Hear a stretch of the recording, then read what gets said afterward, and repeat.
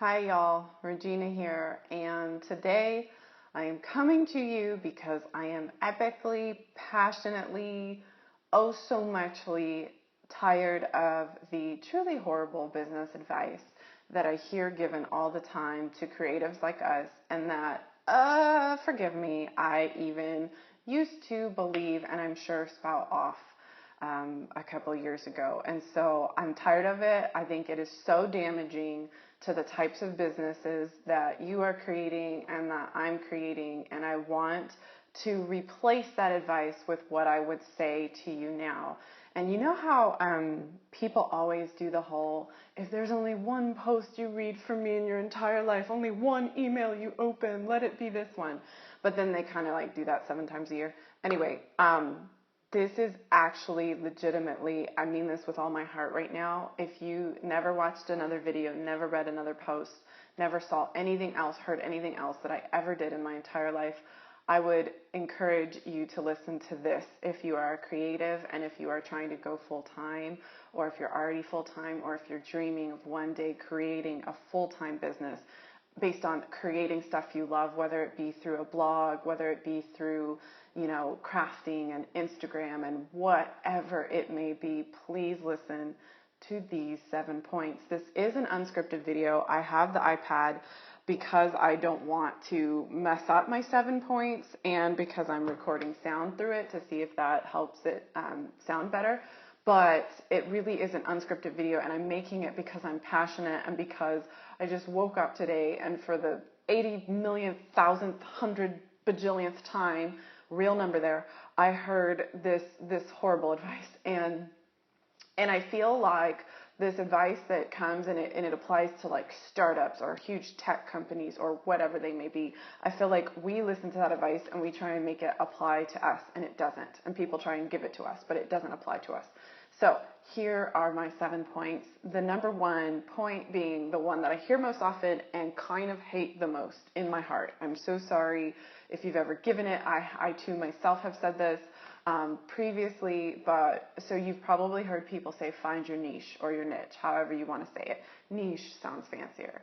Find your niche. That's been a huge thing that you've heard if you ever went to business school like I did. About 100% of the stuff that I'm about to tell you does not come from business school. So don't worry. Anyway, so here's the deal. Find your niche. You've probably heard that. My advice, my number 1 point is to find your unniche or your unniche, okay? I think it is more important to build a brand based on people. Here's the deal. Technology changes. The times that they are a changing. Everything changes. And so if you build your brand based on a specific topic or a specific type of service, I really feel that you could be limiting yourself and you could be hurting yourself when it comes time for things to change or grow. You may no longer be passionate about it. You may find that there's not the audience you once thought there was for that particular thing. I feel like it's more important to find your unniche. And when you find your unniche, what you're actually doing is finding your people. You're finding your people, the people that most get you, that most want you, that most want to sit at your lunch table in middle school, based on a few things. It's based on your interests. It's based on your passions. It's based on your experience, your past experience. And this big one is it's based on your lifestyle, how you want to live your life. There are a lot of you, just like me, we don't fit into traditional jobs. We just don't work well with 9 to 5, and we don't work well with people who are spouting down these ridiculous commands that you're like, why in the world would someone do something like that? Like, your idea doesn't make sense. Your memo doesn't make sense. I hate this job. Okay, sorry, maybe that was just me. But anyway, we do not fit into traditional sets sometimes, okay? And so a lot of finding your unniche is based on your lifestyle.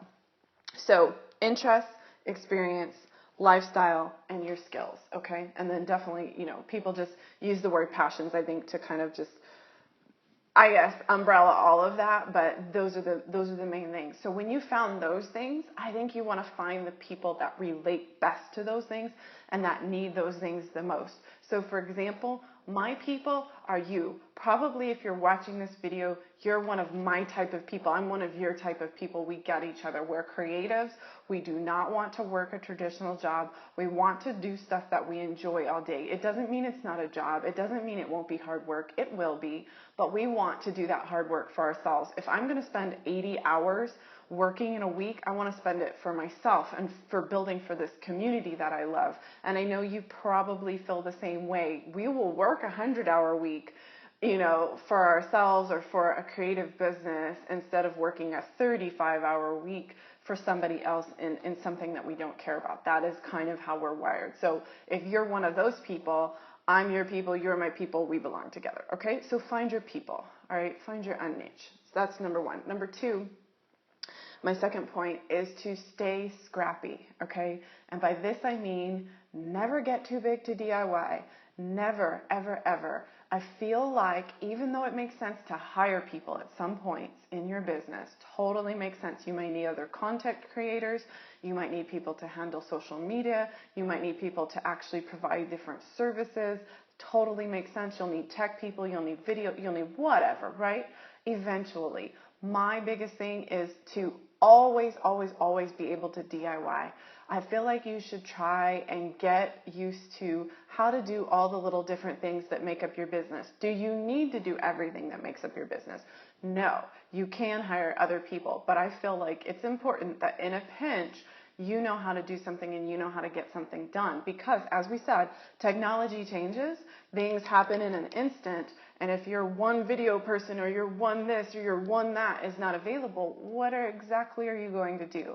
So I just say, again, I'm not saying that you need to do everything yourself. I do believe in having a team around you when the time is right, but stay scrappy. Like, learn how to do as much as you can for free, low cost. Try and, figure out how to kind of do all of those things yourself that you can, that you feel capable of doing. And obviously, I know you have to spend your time creating the bulk of the content. I get that, but I am saying I do really, really recommend stay scrappy, stay able to do those things, just keeping up with technology and different things a little bit yourself, even though you'll be hiring out for some of those things in theory, okay? Stay scrappy. It's why you can sit down and record a video in an instant or release a product or whatever it is that you need to do, okay? So that's number two. Number three, use your voice. You do not need to necessarily find it. It exists inside of you. It goes on in your head probably all the time, a constant dialogue going on with yourself. Hey, I think we should do this. I don't know. Maybe this. Maybe you don't talk to yourself like that. I don't know. Maybe you don't use the we because that sounds a little crazy. Whatever. I do. Whatever. Anyway, use your voice. Use your voice. Just constantly use your voice. And I would say use your voice to serve the person, not the topic. So when you're blogging and when you're on Twitter and when you're on wherever you are, use your voice in your own natural way to really communicate with that person that you've identified that identifies with you. Don't serve the topic. When you serve the topic, you start to sound like Robot Man. You start to sound very corporate and very purposeful, but not purposeful in the good way. I don't know. I would probably keep going with that robot accent for a while if you didn't stop me there. Anyway, use your voice to serve the person. Do not use your voice to only serve the topic, okay? Topic, boring. Person, not boring.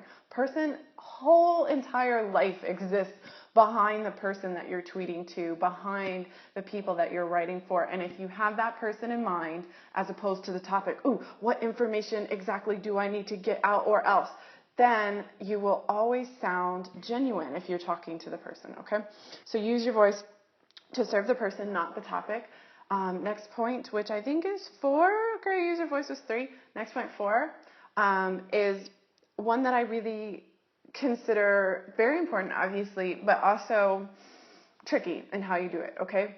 Number 4 is set the frame. So what I mean by that is you are setting the perception, you're setting the frame that you want people to see you through, okay? And so this comes in, obviously, taking professional photos that don't look like you just, cropped yourself out of a cell phone shot. Now, hold on. Some cell phone shots are amazing, do not get me wrong, and definitely some mobile editing software out there can make you, look awesome. But what I'm saying is it needs to be real, it needs to be purposeful, it needs to look high quality. your people need to look at it and go, ooh, like they put some time into this photo. They thought about what they were wearing. They thought about the angle. They thought about the lighting. They had a professional do this. That's kind of how it needs to look. So when you're setting the frame, you're looking at the photos that you put out online. You're looking at the quality of your Instagram feed. I think a lot of us we're so busy with what we're creating and what we're doing that we kind of let some of our social media just fall off every so often and come back up and fall off and come. But I think it's really important if you're trying to set a full frame for people that you take high quality images even on Instagram, and definitely that you're pinning stuff that actually works. It leads to the correct source. You're not just pinning something that you saw like, oh, it looks pretty, and then you repin it, and then somebody tries to click on it, and it takes them to, a virus land of software, and then they kind of hate you a little bit in their heart because, you got their computer to crash or whatever. Like, that's what I'm saying. It's just being purposeful and setting this entire frame for people of how you look and how you want to be seen, perceived, interpreted, whatever it may be. Okay, so set the frame. And yeah, I'm going to totally write a book on this because this is a lot. I get that. But until the book comes out, check out my last 3 points. Set the frame was 4. 5, make a splash. Make a freaking splash. Okay, and you have to say extra syllables. Freaking slash. Okay, slash. Yeah, I'm not recording over this. This is a one take, off the cuff video. So anyway, correcting myself. What I meant to say was splash. Make a freaking splash, not a slash. Anyway, so here's the deal with make a splash. What I mean by this is, here's the deal. I said that twice, but I'm serious. I'm going to say it a third time. Here's the deal. There are 2,700,000.3 million, that's a number, people in your industry who want to do the same thing. Even for those of you who are a little bit more established, there are 23 million people who are coming behind you and getting started, and they maybe have more energy and more time and more whatever to be on certain platforms and to whatever. Here's the deal. So for you, you have to make a splash in your industry and whatever you've identified as your people. You have to make a big enough splash so that those people kind of notice you and go, who just did that dive bomb into the pool that made that big splash? Oh, that's so-and-so. I will keep them in mind in the future. That's kind of what you're going for. And when I say make a splash, I mean make a splash in terms of the previous step, which is the frame that you set, but also just in terms of your content. Make it more epic than other people in your space. And I'm not saying this in a competition way, but what I am saying is that your content does need to catch the eye of your person, of your people, and it needs to hold their attention, and it needs to help them and make some type of difference in their lives. And without that, I mean, it's really just going to be what people call noise, extra noise on the internet or in your space. You do not want to make noise. You want to make a splash. Say it with me now. Tweet it with me now. You do not want to make noise. You want to make a splash. Okay, so that was point 5, I believe. Yes, I can count. Make a splash. Number 6 is just to love your people. Love your people. Love your people. And that means as much as you can, and I understand that it gets very busy, as much as you can, responding to everyone on Twitter, wherever it is you are, making people feel loved and appreciated in the comments, on your blog, if you leave comments open. And again, I get that you're not going to always get to everything. You're busy. Same with email. But when you do respond, trying to respond as much as you can, but when you do respond, you're really loving the person behind the email, behind the tweet, behind whatever, behind the complaint. Even when people say, and they will, offensive things online. Oh my gosh. Some of the emails that I have gotten include the message that I'd probably get more repins if I did not use people of color in my pins. That was a fun one. I've gotten, oh man, you know what? Not even important. I think there's that. I've gotten some interesting comments, as I'm sure you have or you will. And so it's important, even in those moments when you are like offended in your soul. If the person is crazy, yeah, consider just not responding. But if you are going to respond to somebody's, legitimate complaint, or maybe their total not at all legit complaint, but you want to respond to it in love. Even the people who are complaining. Definitely, two of my biggest complaints have turned into two of my biggest supporters, and it's been amazing. I totally thought I would never, ever, ever have these people's respect again because of how upset they were with XYZ. So I would just say love your people is a huge one. And then number 7 is to keep splashing. And what I mean by this is you're going to probably have to change it up, switch it up, flip the script every so often because, again, internet is changing, people are changing, the times are changing, whatever. Your business model that you have going on right now is probably not going to work the same or be the same or give you as much fulfillment and jujubes on the inside in a year as it does now. In 5 years, as it does now, okay? So you have to keep splashing. Think of new ways to splash to your people. Do you need to move into a different format? Do you need to start offering a podcast? Do you need to actually introduce a whole new product line? Do you need to expand to a different space online? Whatever it is you need to do, if you've built your brand based on your unniche, then you can move around like that and you can keep splashing and you can actually splash into different areas, different ponds without people going, what the heck is he or she doing? And that's why it's important to build that brand, base it on people, not topics, base it on people, not, any other, I guess, facet of your business other than the person who you're reaching.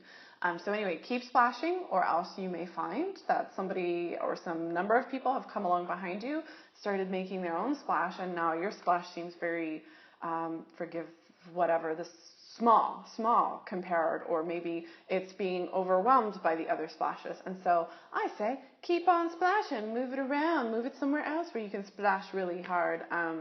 So anyway, those are my 7 things. I really do mean, they may sound very simple, and that's fine, but I really do mean that if you didn't watch anything else, I would hope that you would watch this video and take those 7 things to heart, because I think they are what helps you build a successful creative business. I think they're probably the most important things that go into building a successful creative business that you're actually going to enjoy long term, and that you're going to be able to grow and move and switch up and love and serve people with long term. Okay, so I hope that video made sense. I hope it was at least somewhat enjoyable, and I will talk to you soon.